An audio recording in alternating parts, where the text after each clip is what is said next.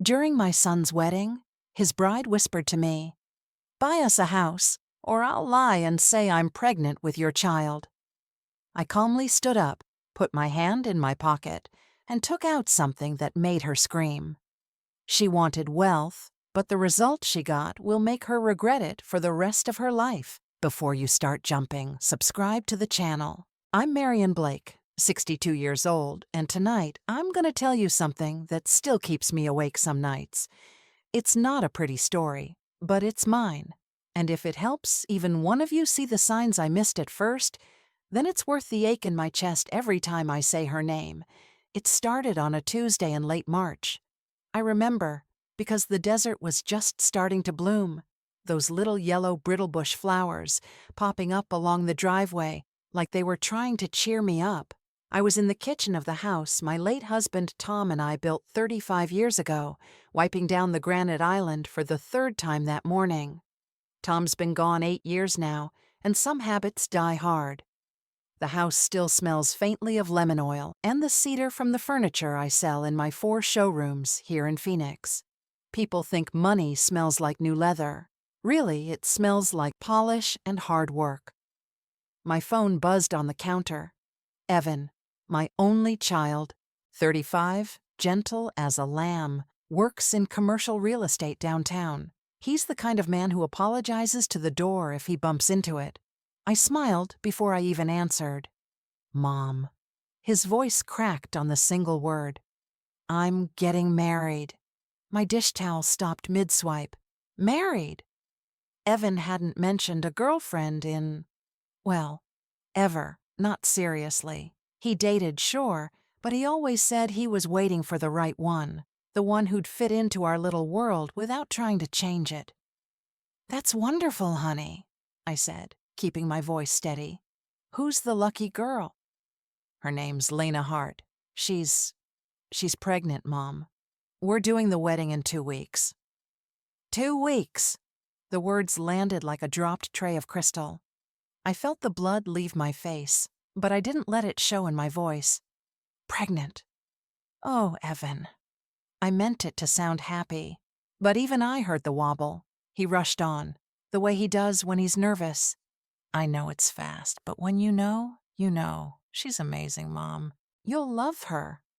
I told him I was thrilled, asked a dozen questions I already knew he wouldn't answer. How far along, where they met, why I'd never heard her name. He promised to bring her for dinner Friday night. When we hung up, I stood there staring at the phone like it had grown teeth. I'm not proud of it, but the first thing I felt wasn't joy. It was the same little twist in my gut I get when a customer tries to haggle me down on a hand-carved mahogany dining set that took 6 months to import. Something felt calculated. Friday came quicker than I wanted.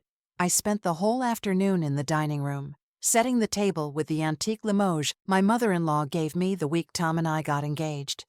12 place settings, gold rims worn soft from decades of Thanksgiving turkeys and Easter hams. Marriage is sacred, I always told Evan. You start it right. You start it honest. I roasted a prime rib, made the twice-baked potatoes he loved as a boy, set out the good red wine. The house smelled like comfort. I even put on the pearl earrings Tom gave me our 25th anniversary. If this girl was going to be family, I wanted her to see we take family seriously. The doorbell rang at 6 sharp. Evan's knock. 2 quick, 1 slow. I smoothed my blouse and opened the door. There he was, my boy, cheeks flushed, hair combed like he was still 10 years old, heading to Sunday school. And beside him, Lena. Let me paint you the picture so you see what I saw. She wore a cream silk dress that probably cost more than my monthly mortgage, heels sharp enough to puncture tile, hair in one of those sleek, low buns that scream, I woke up like this but actually spent 2 hours. Diamonds in her ears. Real ones. I'd bet my showroom on it. She smiled the second our eyes met. Perfect white teeth. Dimples on cue. Marian, she said, stretching my name like she'd practiced it.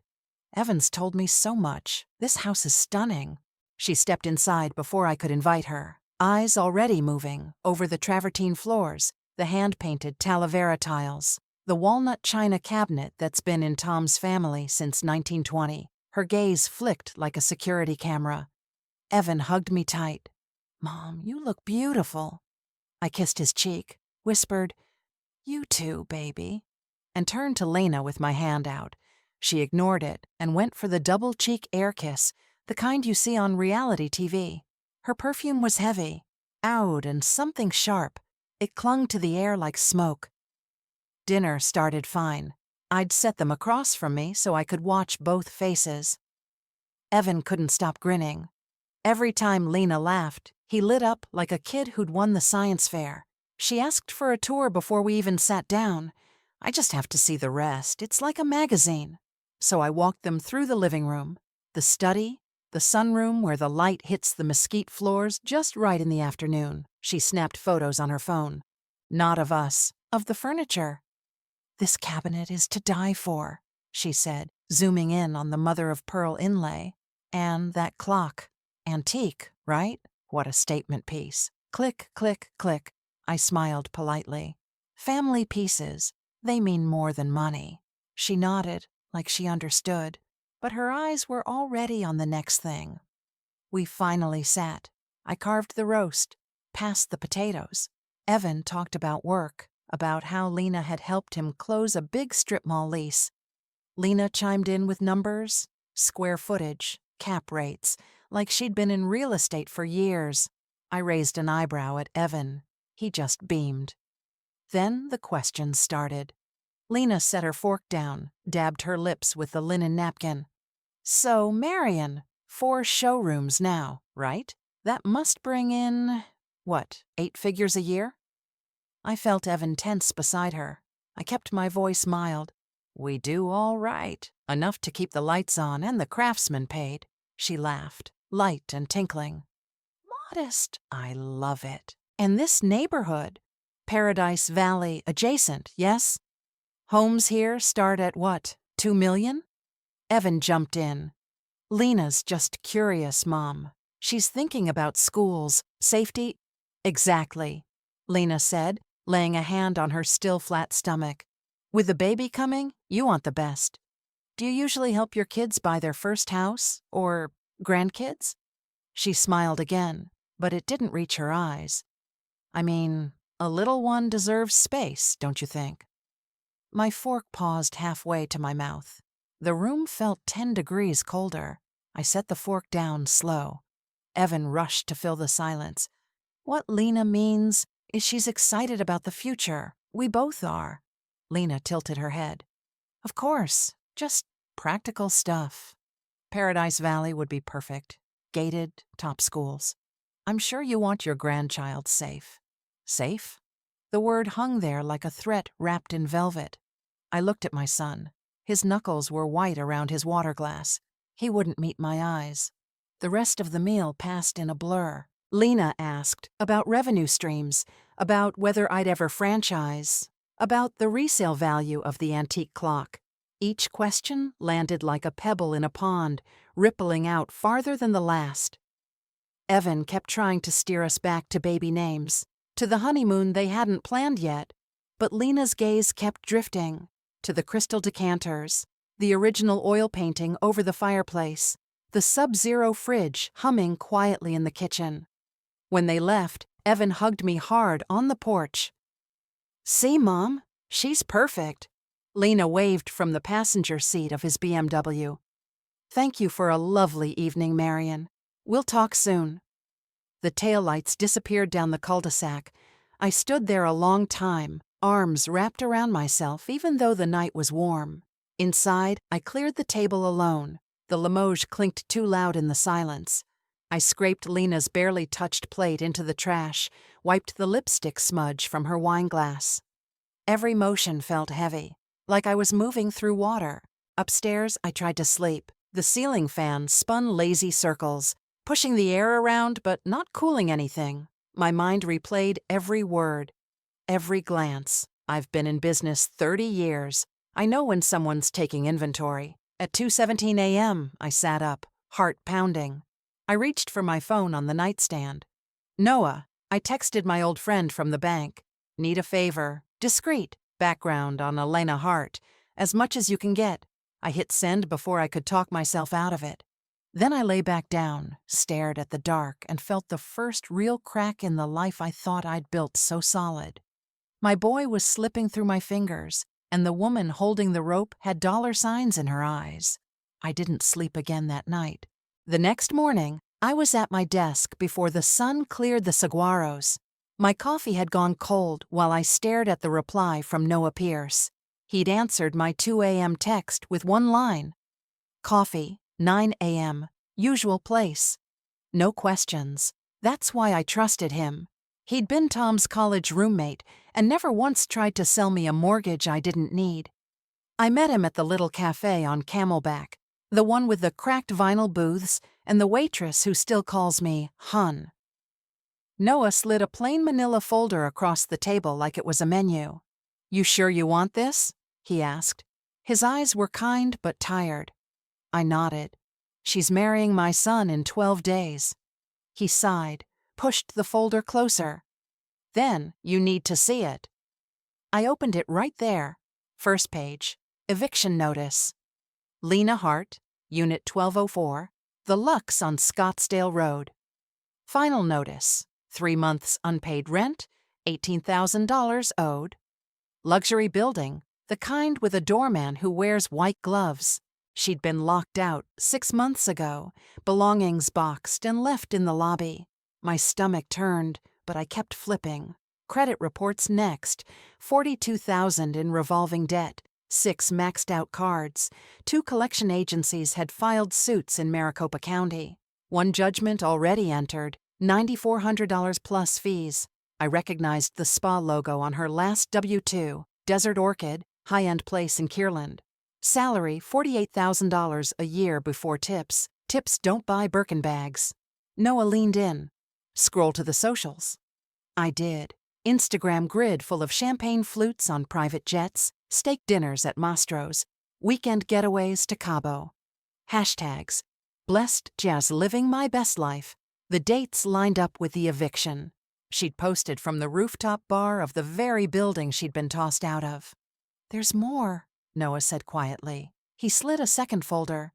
Bank statements. Evans. My breath caught. Transfers to Lena Hart, starting 8 months ago.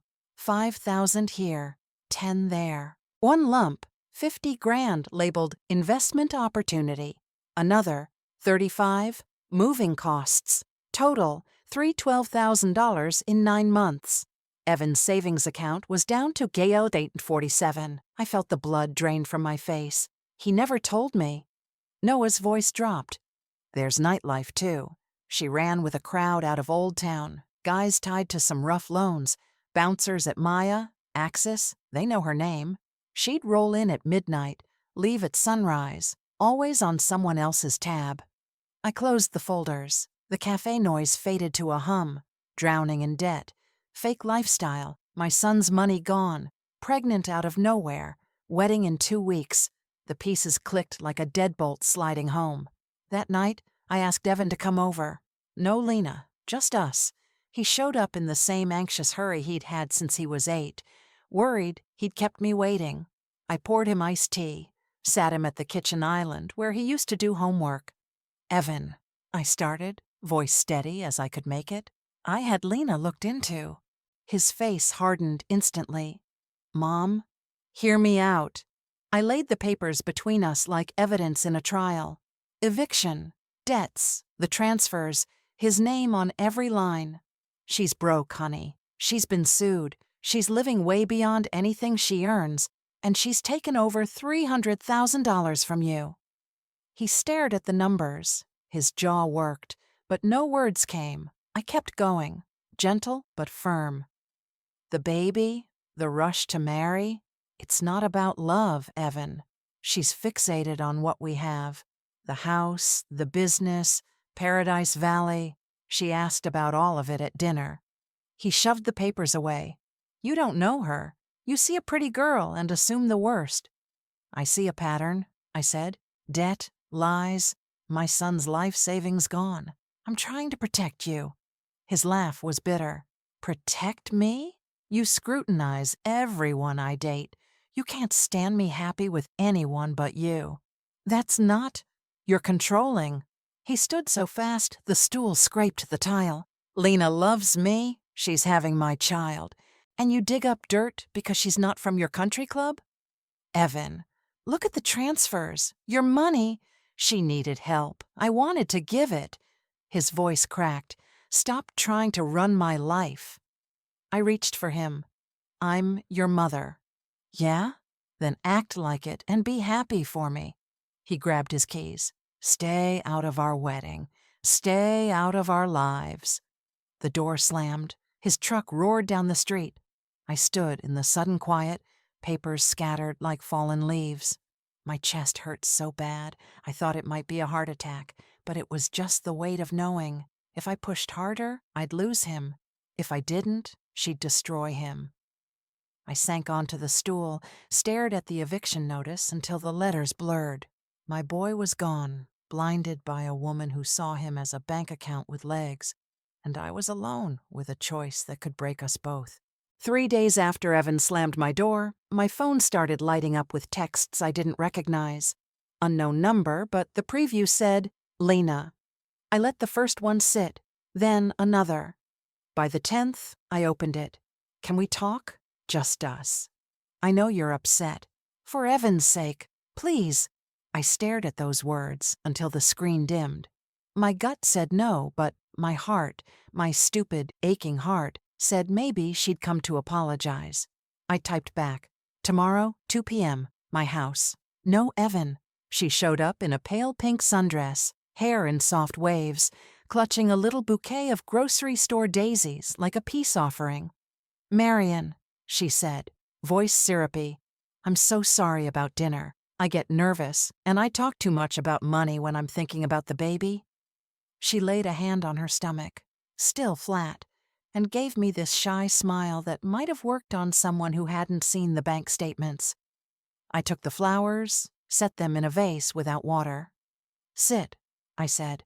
We were in the sunroom, afternoon light pouring through the windows, making dust motes dance.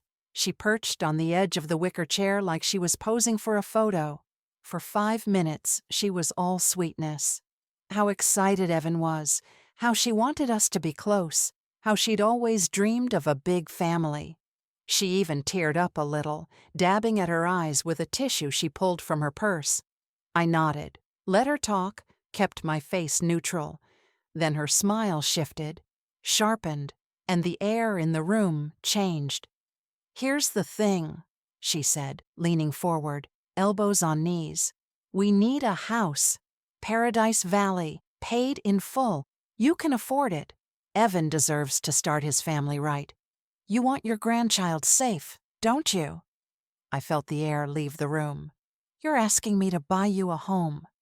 "I'm telling you," she corrected, voice dropping to something cold and flat. "If you don't, I'll go public. I'll say, Evan seduced me, sent dirty texts, got me pregnant, then dumped me when I wouldn't. You know." She paused, let it hang. "And when I refused to abort, he ruined the wedding. I'll cry on camera. I'll show the messages. Ones I'll make sure exist." My pulse hammered in my ears. She knew exactly where to cut. My showrooms thrive on reputation, trust, tradition, the idea that Blake Furniture is family you can count on. One whisper of scandal and suppliers back out. Customers vanish. Evan's career? He closes deals on handshakes. A hint he's some predator and doors slam shut forever. "And you," she went on, eyes gleaming now, "you're the cold mother-in-law who'd rather see her grandchild on the street than let pour blood in the family. I'm young, I'm pregnant, nobody's gonna side with you. They'll eat it up. Your business will tank. Evan's career will be over before it starts.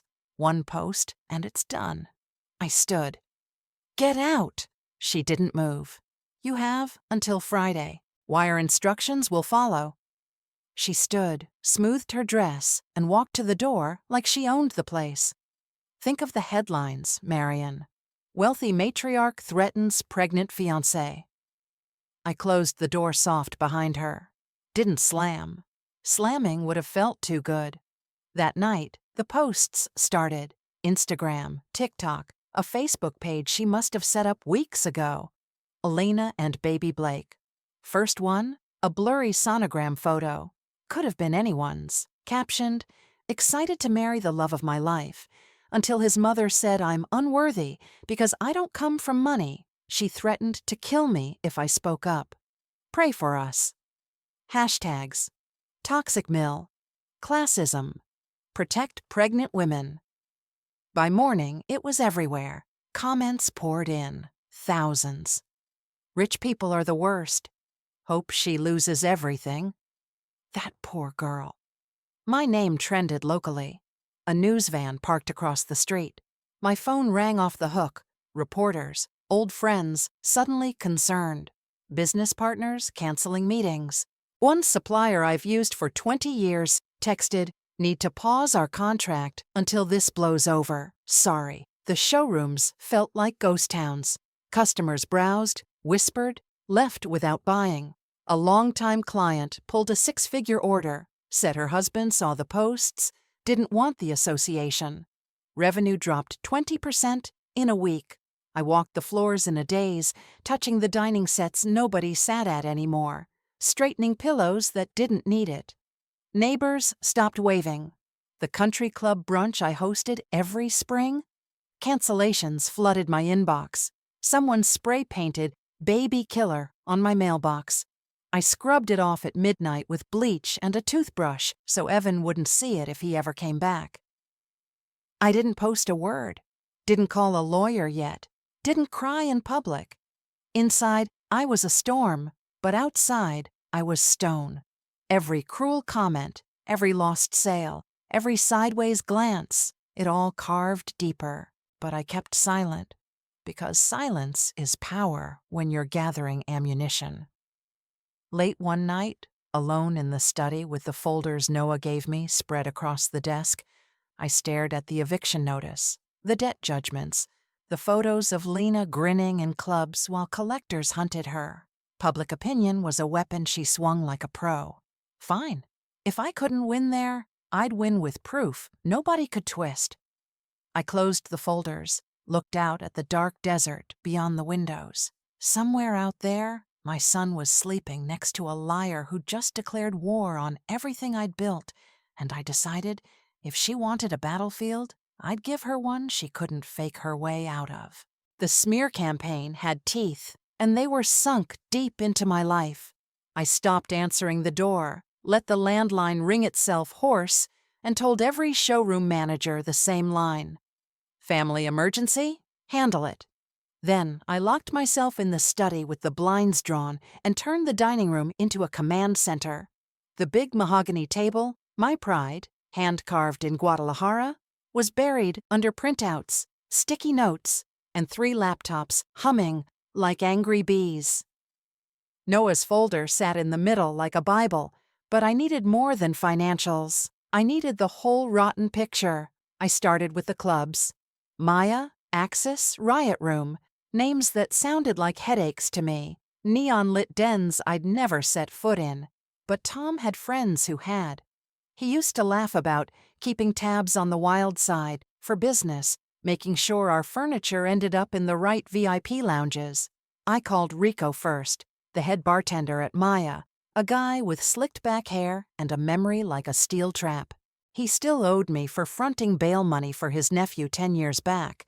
Kid got caught boosting cars, nothing violent, but the judge wasn't kind. Rico picked up on the first ring. "Marion Blake," he said, voice low like we were already conspiring. "What's the favor?" "Lena Hart," I said, keeping it flat.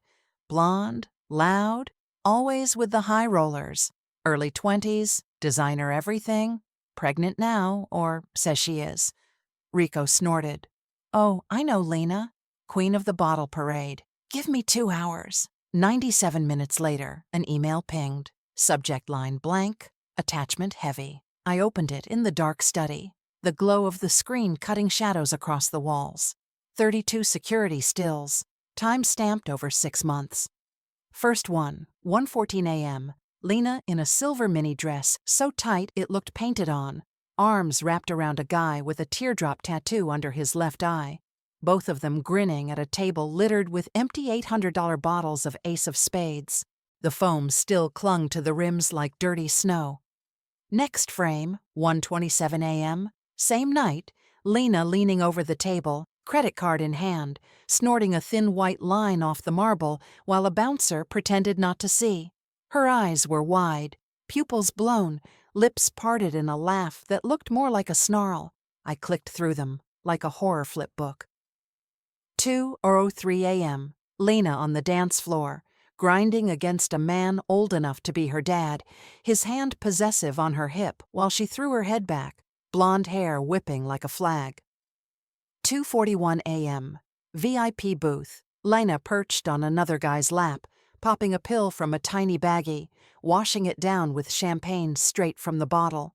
3:12 a.m., alley cam, grainy but clear, Lena stumbling out the back door, heels in hand, laughing as the teardrop tattoo guy shoved a wad of cash into her purse. Her makeup was smeared, lipstick on her teeth, but her eyes were sharp, calculating even through the haze. Another set from Axis. 12:47 a.m., Lena in a red latex dress, arms around 2 men at once, both flashing rolls of hundreds. One photo caught her mid-kiss with a woman, tongue out, performative, all for the cameras she knew were there. Riot room was worse. 4:06 a.m., Lena on a banquette, legs spread across 3 laps, a bottle of Patron between her thighs, pouring shots straight into strangers' mouths while they cheered. In one frame, she held up a positive pregnancy test. Plastic, cheap, the kind you buy at CVS, waving it like a trophy while the crowd roared. The date on the stick, 3 months before she ever met Evan. I printed every image, the printer whining like it was in pain. The ink smelled sharp, metallic. I laid them out on the table in chronological order, a timeline of debauchery. Cocaine dust on her nose, champagne dripping down her chin, men's hands on her body like she was property. Her smile never changed. Triumphant, empty, predatory. This wasn't a girl who'd accidentally partied too hard. This was a performance, rehearsed and ruthless. I stared until my eyes burned, then pinned the worst ones to the corkboard with red pushpins. The teardrop tattoo guy got a label. Valdez Crew, lone enforcer. The pregnancy test photo got its own corner. Fake. Stock image confirmed. Every frame screamed the same truth. Lena Hart wasn't just reckless. She was a hunter. And my son was prey. Next, the crew. I texted Marco, a bouncer at Axis who'd once hauled a drunk customer off my showroom floor during a charity event. Guy was swinging at a $12,000 credenza because his wife bought it without asking. Marco had the build of a refrigerator and the memory of an elephant. My message was short. Lena Hart, Valdez Crew, anything. He replied in under a minute. Small-time loans, big-time interest. Lena was their arm candy for 6 months, until the money stopped. Give me 10. 12 minutes later, a voice memo dropped. I pressed play in the dark study, volume low so the house wouldn't hear. Lena's laugh first, high, drunk, echoing off brick. Come on, baby, one more bottle and I'll make you a daddy tonight. She slurred, followed by a man's low chuckle and the clink of glass. Then Marco's voice, off mic. That's her, alley behind Axis, March 12th. She left with Valdez's runner, purse stuffed. Never paid a tab after that. I saved it, labeled it Valdez 01, MP3, and pinned a still Marco included. Lena leaning into a black Escalade, skirt riding high, teardrop tattoo guy's hand on her lower back like he owned her. Then the men. I went to the source Lena couldn't scrub, old flames with grudges. I started with Derek, car dealership owner, divorced, still bitter. His name popped up in a debt collection footnote Noah had flagged. I called from the burner at 2:14 a.m., figuring he'd be awake stewing. He answered on the second ring, voice gravelly. "Who the hell?" "Marion Blake," I said. "Lena Hart scammed my son. I hear she did you too?" Silence, then a bitter laugh. "6 weeks along," she said. "Sent me a blurry ultrasound. Looked like a Rorschach test. Demanded 20 grand for the procedure, or she'd tell my ex-wife I knocked her up. I wired it from the dealership account at 3 a.m. so nobody would see. Next day, blocked on everything. Found the same ultrasound on a stock photo site 2 weeks later." He emailed while we talked. PayPal receipt timestamped 3:07 a.m. $20,000 to lhartprotond.me. The ultrasound PDF with metadata showing it was downloaded from a free medical image library and a text thread where she called him Daddy in heart emojis, then dead to me in all caps once the money cleared. I printed the chain on the dining table, yellow highlighter bleeding through the paper on the money line. Transfer confirmed. Love you forever, D. I kept digging. Sean, the contractor, came next. His ex-wife, Carla, still posted bitter memes about gold-digging whores. I slid into her DMs from a fake account. Heard Lena Hart hit your husband. Need receipts for a friend in the same boat. She replied with a Dropbox link before I finished my coffee. Screenshots of Venmo, $35,000 labeled Baby Fund, a selfie of Lena holding a positive pregnancy test with Sean's wedding ring visible in the background. He'd been divorced 6 months, and a voice note of Lena crying, "If you don't pay, I'll tell everyone you forced me." Carla added her own caption. "She vanished the day the money hit.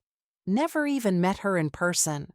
I labeled the folder Sean Contractor. By midnight, I had 4 men total, each with bank records, fake ultrasounds, tearful voice memos, and the same disappearing act. I pinned their photos to the corkboard, red yarn connecting them to Lena's club nights. The pattern was surgical. Target wealthy or connected, seduce. Fake pregnancy, extort, ghost. Evan's name went up last, blue ink, right at the end of the line. Guy number 2 was trickier. Sean, a contractor who'd built half the custom homes in Scottsdale. He'd ghosted social media, but his ex-wife still posted. I slid into her DMs from a fake account. Heard Lena Hart scammed your husband? Need proof for a friend.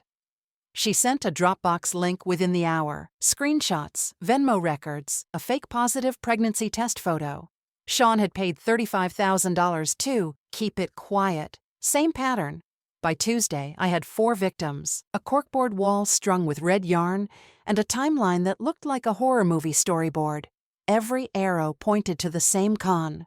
Target, seduce, fake pregnancy, extort, vanish. I added Evan's name at the end in blue ink.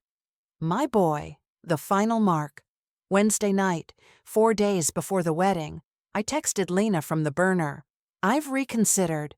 Come alone tomorrow, noon. We'll talk terms." She replied in seconds. "Knew you'd break. See you then." Thursday morning, I stood in my closet, hands finally steady. I picked the navy blazer I wear to close million-dollar deals. Structured shoulders, no mercy. In the inner pocket, I slipped the recorder.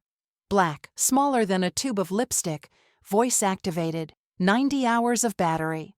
I pressed record, whispered, "Mary had a little lamb," played it back. Her voice would cut through crystal. I tested it 4 times, each playback making my pulse spike. If this worked, I'd own her. If it failed, I'd gift wrap my own destruction. She arrived at 11:57, white jeans and a silk blouse that cost more than my employees' weekly pay. No flowers, no fake tears. "Smart move," she said, breezing past me like she already owned the deed. We went to the living room. Couches at right angles. No cozy corners. I offered water. She waved it off. Cut the act. Paradise Valley. Cash. Closing before Maui. You wire. I scrub the posts. We smile for the cameras. Everybody wins. I sat, hands folded. And if I refuse? Her smile vanished. I go nuclear. Evan forced himself on me. Office, late night, texts for weeks. got me pregnant. When I begged him to step up, you paid me to disappear. I've got a friend who'll swear she saw bruises. She leaned in, voice dripping arrogance.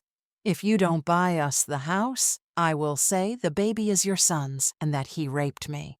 Let's see who people believe. A sweet pregnant girl or a rich hag guarding her empire. The recorder drank every word. I kept my face stone. That's your plan? Gold, she sneered, inspecting a nail. Sonogram's ready. Texts are drafted, tears on cue. Your stores will be ghost towns by Monday. Evan's career? Toast. One thread and you're done. I've got followers eating out of my hand. Hashtag Toxic Mill is still trending, by the way. I tilted my head. You think people will buy it forever? She laughed, sharp and ugly.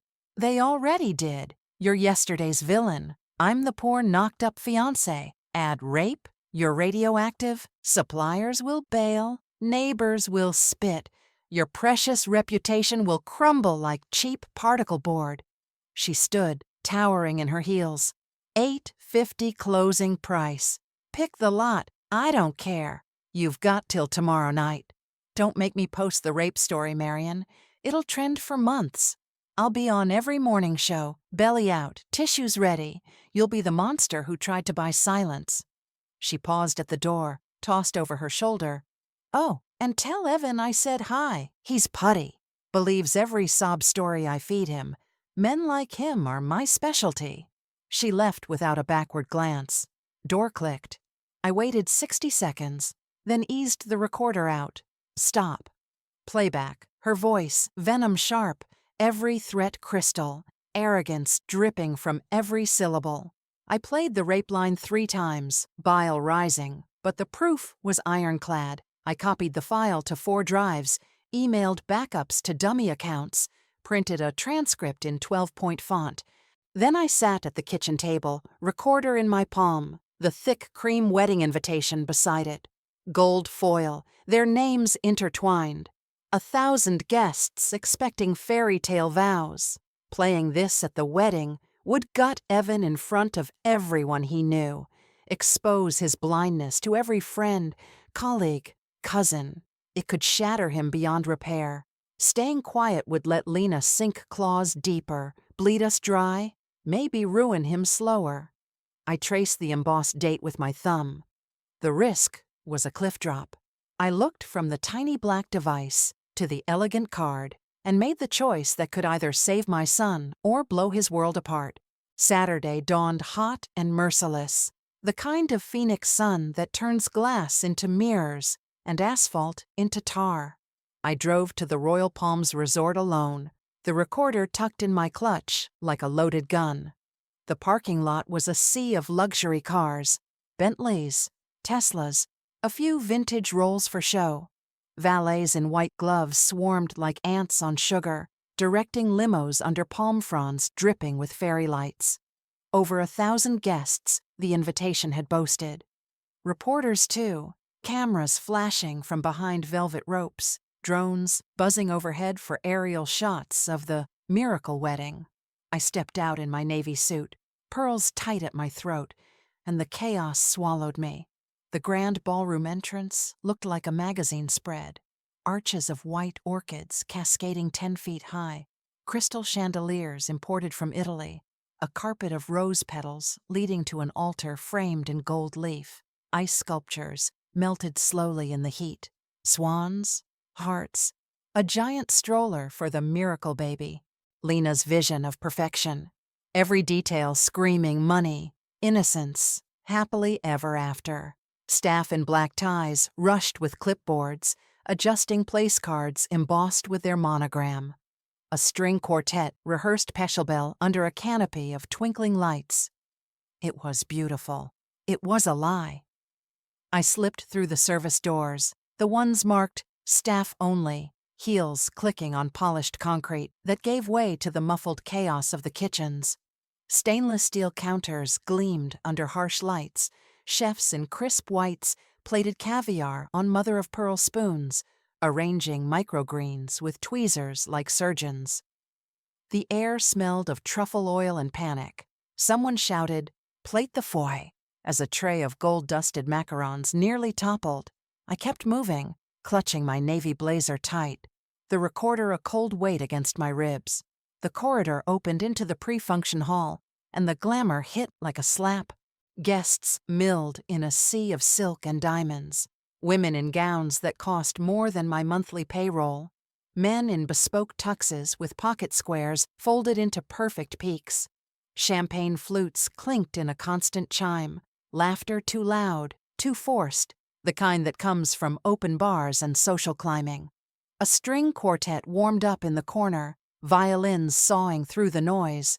Overhead, chandeliers dripped crystals like frozen waterfalls, catching the light and throwing it across faces I'd known for decades. Business partners, country club friends, all smiling for the cameras.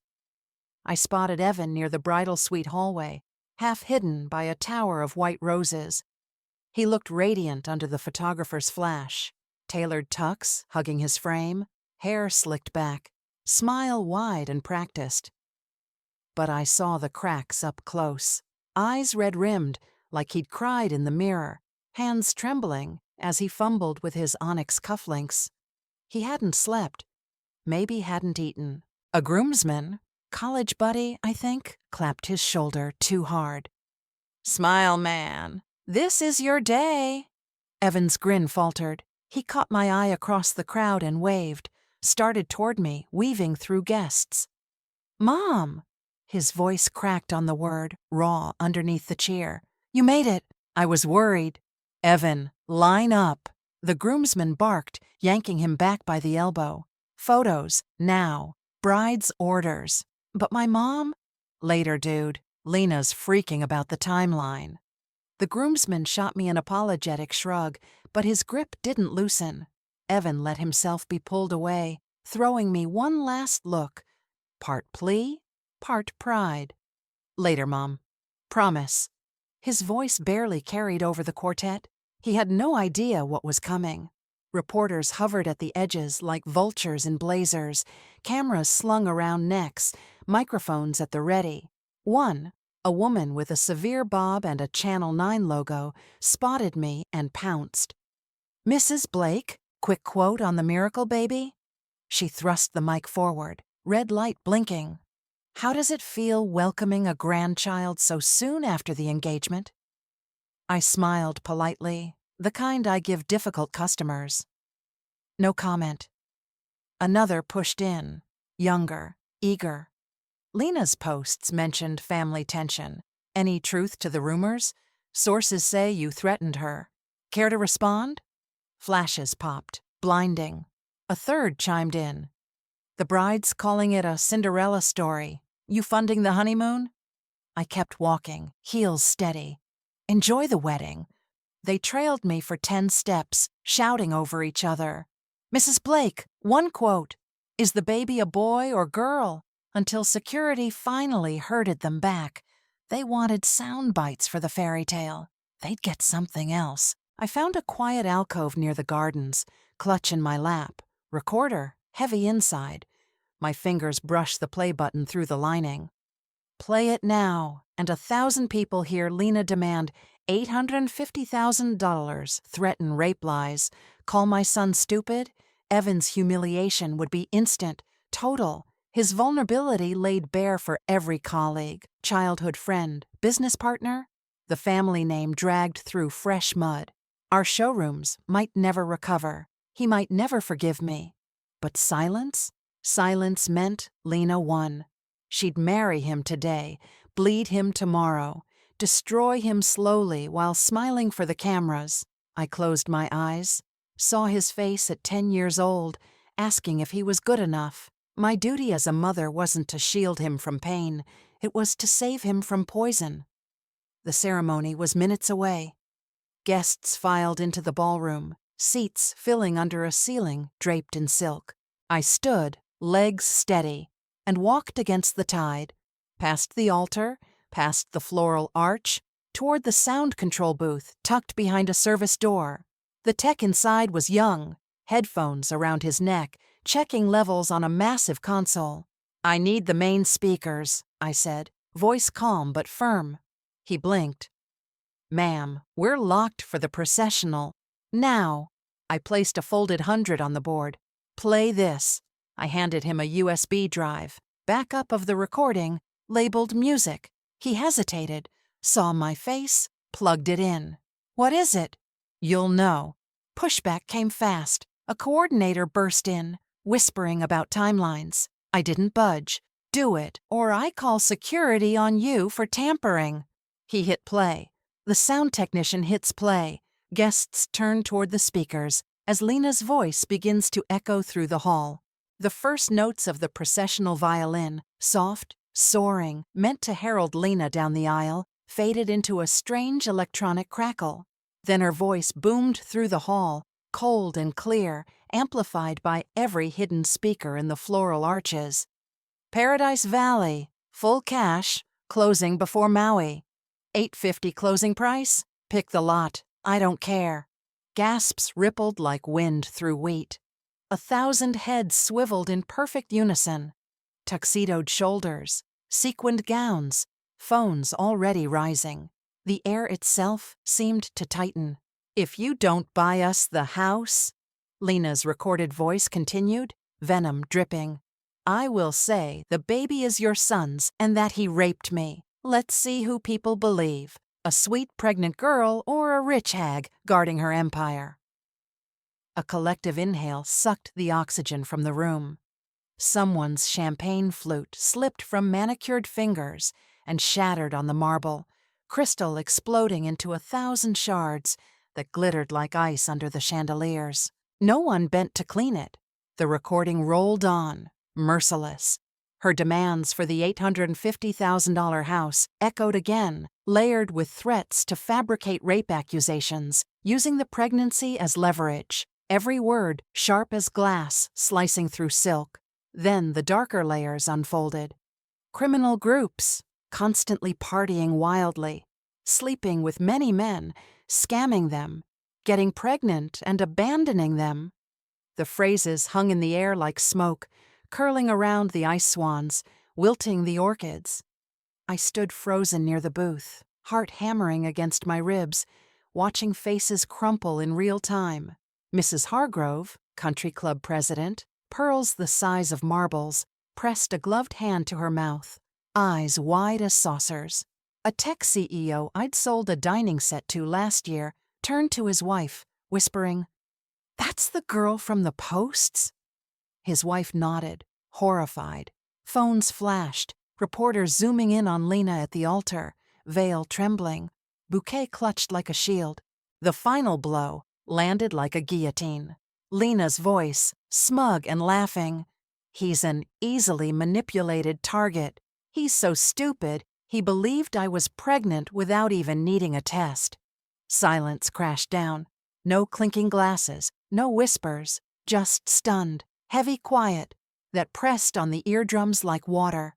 Phones rose like periscopes, a forest of glowing screens. Reporters zoomed in on Lena at the altar, veil still perfect, white roses trembling in her grip, her face drained white under the chandeliers, lips parted in shock, eyes darting like a cornered animal. A businessman near me, silver hair, Rolex glinting, muttered, "Jesus Christ," voice hoarse. His wife clutched her pearls so tight, the strand snapped. Pearls bounced across the marble like hail, rolling under chairs. Someone's phone clattered to the floor, forgotten. Lena recovered first, spinning the narrative with practiced tears that came too fast, too perfect. "This is fake. Case," she cried, voice cracking theatrically, pitching high enough to carry without a mic. "Evan, baby, your mom set this up. She's jealous. She hates me." Sobs heaved from her chest, shoulders shaking. The veil slipped sideways, catching on a diamond comb. Bridesmaids fluttered around her like panicked birds, two reaching for her arms, one whispering, "Lena, breathe." But she shrugged them off. "I'm the victim here. She's trying to destroy our family, our baby." She pressed a hand to her stomach, eyes wide and wet for the cameras. Evan stood beside her, tucks suddenly too tight across the shoulders, face a storm of confusion and rage. His bow tie had loosened. A bead of sweat traced his temple. His eyes found me across the hall, locking for a heartbeat. "Mom?" he whispered, barely audible, then louder, raw. "You set a trap." He stormed the aisle, shoes pounding marble, guests parting like the Red Sea, women clutching purses, men stepping back as if he carried plague.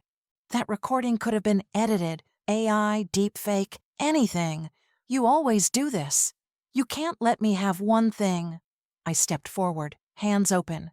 "Evan, listen, it's her voice, her words." "No," he shouted, voice breaking into something teenage, something hurt. "You can't stand me happy. I'm done with your control." He grabbed Lena's hand. She clung instantly, mascara streaking black rivers down porcelain cheeks, and bolted for the exit. "We're cutting ties, Mom. For good. Don't follow us." The hall erupted as they fled. Screams, chairs scraping backward, reporters sprinting with cameras bouncing. A groomsman yelled, "Evan, wait!" But he was gone.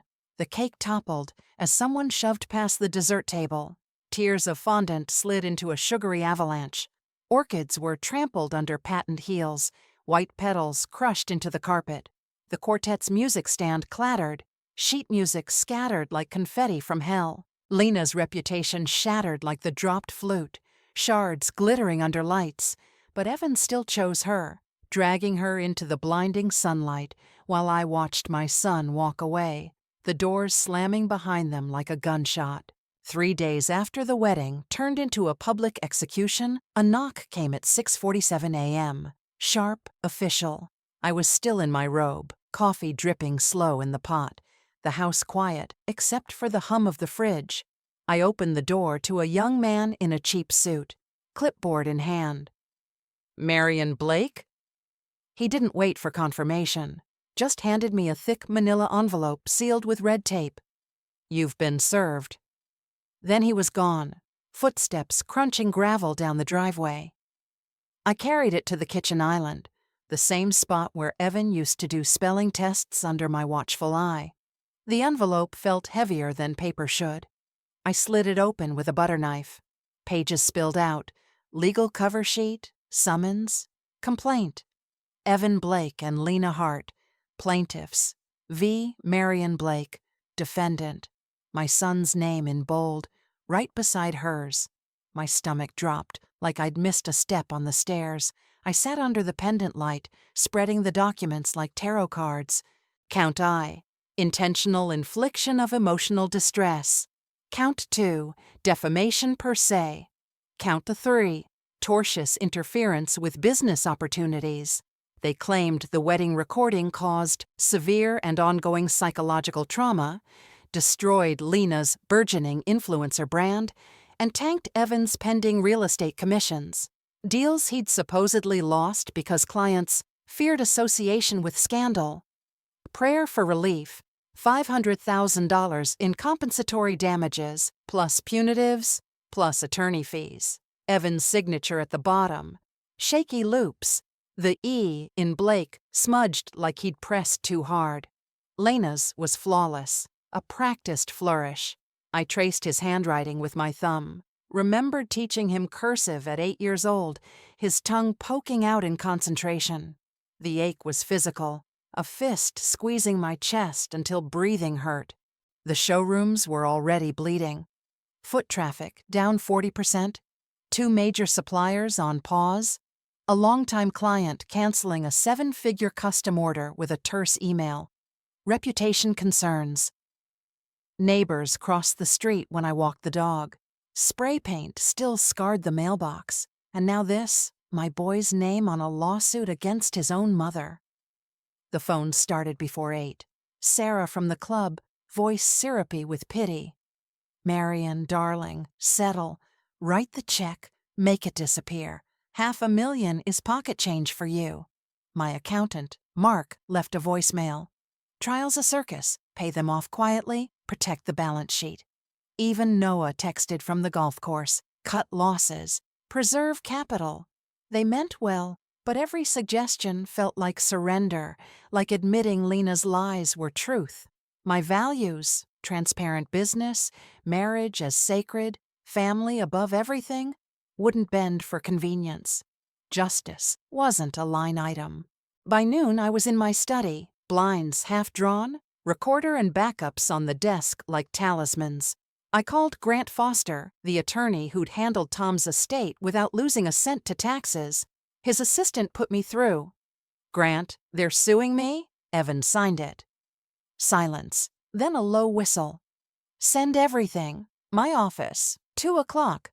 His firm occupied the top floor of a glass tower downtown, walls lined with leather-bound law books, a view of the courthouse across the street like a promise. Grant, silver hair, sharp eyes, tie always perfect, read the complaint in silence, lips moving slightly. 10 minutes in, he looked up. "This is extortion dressed in legalese, emotional distress from truth, defamation when the recording's her own voice. We'll tear it apart." "But Evan's name?" "That's the gut punch," he admitted. "She's weaponizing him. Classic move. But the recording's authentic. We proved chain of custody, forensic audio. It's ironclad. Her financials, the pattern, we bury her." He leaned forward, elbows on the desk. "I've seen this before. Grifters like her cycle through targets. We just need the others to talk." I nodded, throat tight. "I have files, club photos, bank records, old boyfriends. Bring them tomorrow. I believe in this case, Marion. Not for the money, for the principle. Truth in a courtroom is where liars bleed." I hired him on the spot, retainer wired before I left the building. Fighting felt right, like polishing antique wood until the grain shines through. Lena wanted a war. I'd give her one with rules she couldn't fake. The court date is set. Grant Foster begins building a case, hinting that Lena's pattern of behavior may be much larger than anyone has yet revealed. The courtroom smelled of lemon polish and tension, the kind that sticks to your skin. I sat at the defense table with Grant Foster, my navy suit pressed sharp, hands folded tight to hide the tremble that wouldn't quit. Across the aisle, Lena played her part perfectly. Pale makeup, giving her that fragile glow, loose maternity dress in soft gray, hugging a bump that looked suspiciously new, like it had grown overnight for the jury's sake. Her eyes were red-rimmed, lashes clumped with mascara tears. She dabbed away with a tissue, whispering urgently to Evan beside her. He nodded, jaw clenched so tight I saw the muscle jump, still in her corner, still my boy but wearing her armor. The bailiff's voice cut through. "All rise." We stood. The judge, a woman with steel-gray hair pulled into a severe bun, robes crisp, took the bench and gavelled us silent with one sharp rap. "Be seated." The gallery rustled. Reporters in the back row, a few curious neighbors, my showroom manager Sarah squeezing my hand from the pew behind. Lena's opening was pure theater. Her lawyer, slick suit, and slicker smile, paced like a preacher. "Mrs. Blake destroyed a sacred day," he boomed, gesturing to Lena, who let fresh tears spill on cue. "She humiliated a pregnant woman for sport, broadcast private pain to 1,000 guests. My client lost her joy, her reputation, her health. This stress nearly cost her the baby." Lena sniffled louder, clutching Evan's hand. He stared straight ahead, avoiding my eyes, knuckles white. Grant's turn was calm steel. He didn't pace, just stood, voice even. "The truth isn't defamation," he said, meeting each juror's gaze. "You'll hear it from Ms. Hart's own mouth, unedited, undeniable." Evan testified first for them. Sworn in, he took the stand in a suit that hung looser than at the wedding, tie crooked. Voice steady at start. "My mom ambushed us, edited that recording to hurt Lena." He described lost deals. Clients pulled out, said they couldn't trust me. Sleepless nights. Lena's miscarriage scare from stress. Doctor visits. Tears. I watched his hands shake on the rail. saw the boy who once cried over a bad grade, now twisting truth to protect her. When Grant cross-examined, "Did you verify the pregnancy yourself?" Evan faltered, voice dropping. "She showed me the test. Positive." His eyes flicked to me, wounded, but defiant, like I'd betrayed him first. Grant called Dr. Elena Ramirez, audio forensics expert. Petite, ponytail, no nonsense. She projected waveforms on the screen, green lines dancing. No edits, no splicing. Timestamps match device metadata to the second. Voice stress analysis confirms natural speech. No artificial modulation. Lena's lawyer objected loud. Chain of custody questionable, but Ramirez dismantled him coolly. Digital signature intact, from recording to transfer. Hash values match. Integrity checks passed at 99.98% confidence. Any tampering would leave artifacts. These are clean. Next, financials. Grant introduced bank statements, eviction notices projected in stark black and white. Miss Hart earned $48,000 annually at Desert Orchid Spa, yet she spent $180,000 in 1 year. Private jets to Cabo, designer bags at $12,000 each, club tabs at Maya and Axis. Documents flashed. $42,000 credit debt, 2 active lawsuits, eviction from the Lux stamped final. Evan shifted in his seat, recognizing transfers. His money, his dates, the baby fund he'd emptied his savings for. His face paled.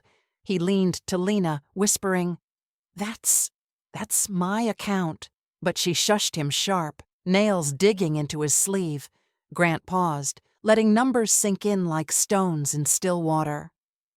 "This isn't isolated. We'll call 3 prior victims to show pattern. Same playbook, different marks."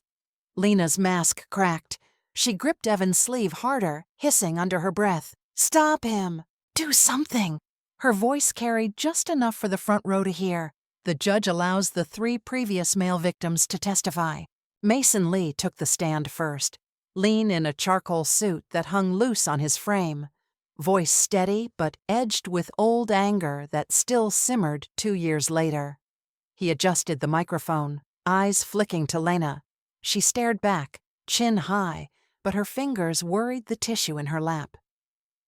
"We met at a tech mixer in Tempe," Mason began. 3 dates in, she said she was pregnant with my child. Threatened to tell my wife, ruin my marriage, tanked the Series B funding I'd spent 18 months chasing. He slid bank statements across the rail. $70,000 wire to elhartproton.me, time stamped 2:14 a.m. Messages projected on the screen, Lena's texts in pink bubbles. "Pay or I go public tomorrow. Your investors will love the scandal."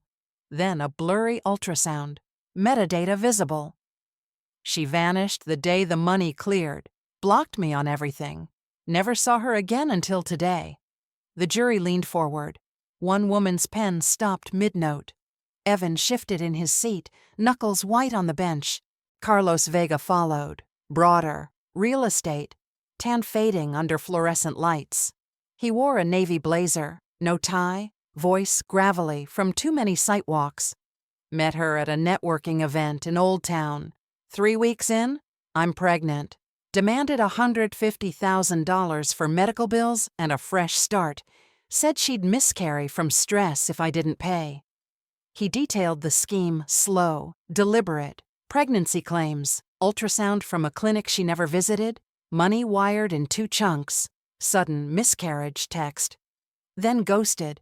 Emails flashed, Lena promising our future together, then blocking him. "Same as these others. And him."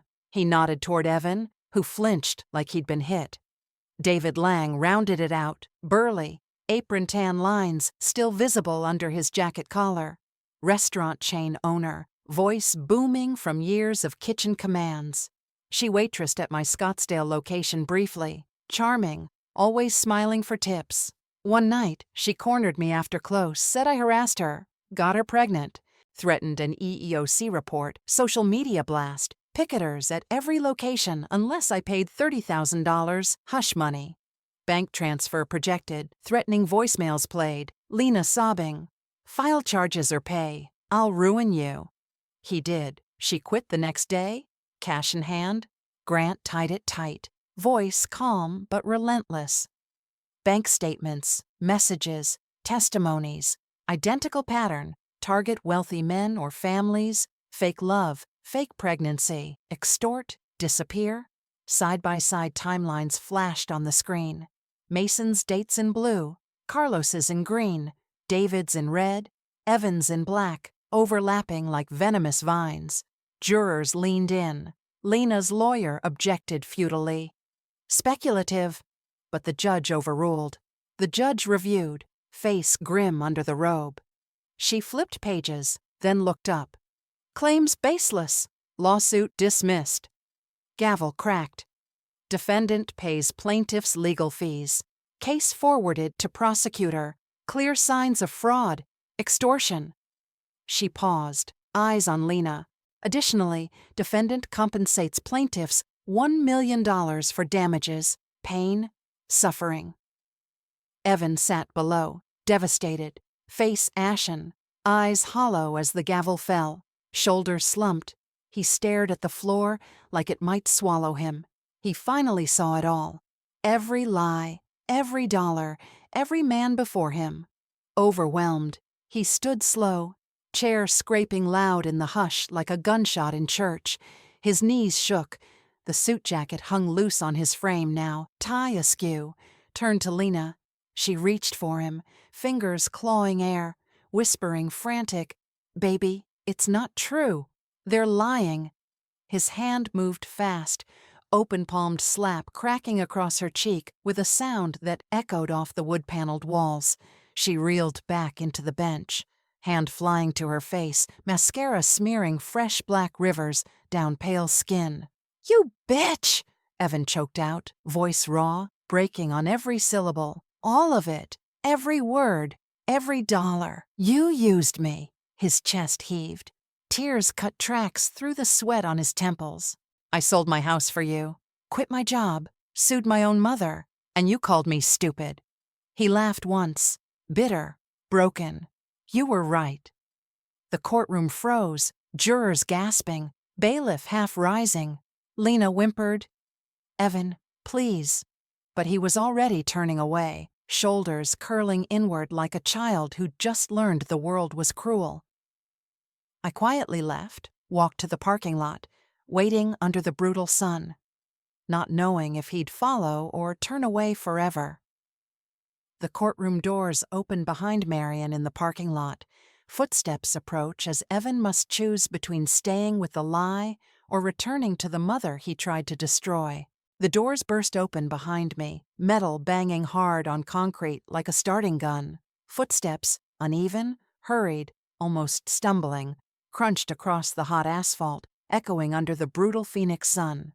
I turned, heart lodged in my throat, and there was Evan, tie gone, shirt untucked and clinging with sweat, face streaked with tears and courthouse dust. He looked smaller than I'd ever seen him, like the boy who lost his first Little League game and hid in the dugout until I found him. "Mom," he choked out, voice raw and cracking on the single word. He stopped a few feet away, hands hanging useless at his sides, shoulders curled inward. I sold the house, quit my job, put my name on that lawsuit. Against you, my own mother. Burned every penny, every bridge, for her." His laugh came out bitter, broken, more sob than sound. "She called me an idiot easy to fool, right there on tape, and she was right. I was so stupid." Tears cut clean tracks down his cheeks. He looked at the ground, then at me, eyes pleading. "How do I fix this? Tell me how." I closed the distance in 3 steps, pulled him into my arms like he was 8 again, knees scraped from the driveway. He collapsed against me, tall frame folding, sobbing into my shoulder, fists clutching my blazer like a lifeline. I held him tight, one hand on the back of his head, the way I did when nightmares woke him as a child. "No matter what you do," I said, voice steady with the old traditional steel, "I am still your mother. As long as I'm alive, I'll pull you out of the dirt. We start over, together." He clung tighter, whispering apologies into the fabric. "I'm sorry, Mom. Sorry." Until the words ran out. Weeks blurred into months. Each day a quiet stitch in the tear she'd left. Evan moved home the next day, his old room upstairs, the one with the faded spaceship wallpaper he'd begged for at 9.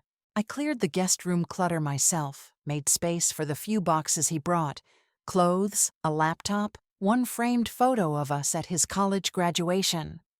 The Little League trophies were long gone, sold maybe to pay her debts, but the empty shelf felt like a clean slate. He stood in the doorway that first night, duffel slung over his shoulder, looking lost. "I don't deserve this," he whispered. I just hugged him and said, "Bed's made." Therapy 3 times a week with Dr. Patel, a kind-eyed woman who specialized in betrayal trauma. He'd come back quieter, eyes clearer, carrying grocery bags without being asked. Milk, eggs, the good coffee I liked.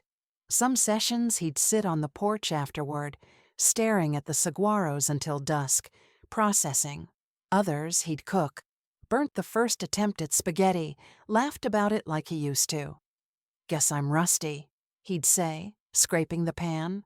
I'd smile, tell him practice makes perfect. He started small, cold calls for strip mall leases from the spare desk I cleared in the showroom office. No title, just work. I'd hear him through the wall. "Hi, this is Evan Blake." "Yes, that Blake. Looking to fill your vacancy."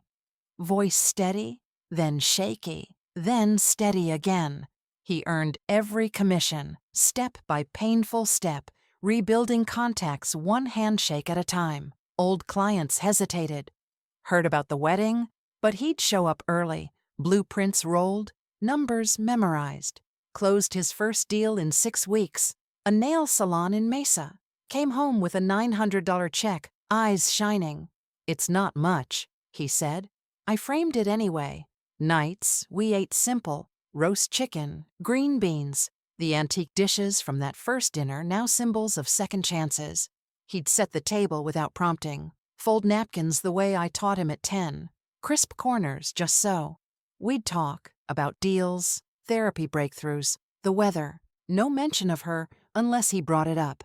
One evening, over pie, he said, "I keep replaying the slap? Not proud, Mom." I nodded. "You're human. Healing's messy." He smiled, small but real. Lena's fall was swift and ugly. A slow-motion car crash no one bothered to film. Word filtered back through Noah's channels. Quiet calls from old contacts who still owed him favors. They found her in a cheap motel off I-10, the kind with flickering neon and hourly rates. Door kicked in at 3 a.m. She'd stiffed the wrong lender. Valdez's runner, the one with the teardrop tattoo. They dragged her out by the hair, beat her bloody in the parking lot. Fists, boots, a broken bottle across the ribs. Left her curled in the alley behind a dumpster, cheeks split, lips swollen, designer purse shredded beside her like confetti. A maid found her at dawn, still breathing, clutching a cracked phone with no signal. She crawled to a clinic, stitched up, discharged with painkillers and a warning. Weeks later, she turned up pregnant again, this time by the lender himself, the one who'd laughed while kicking her. She showed up at his auto shop, belly just starting to round, begging for help.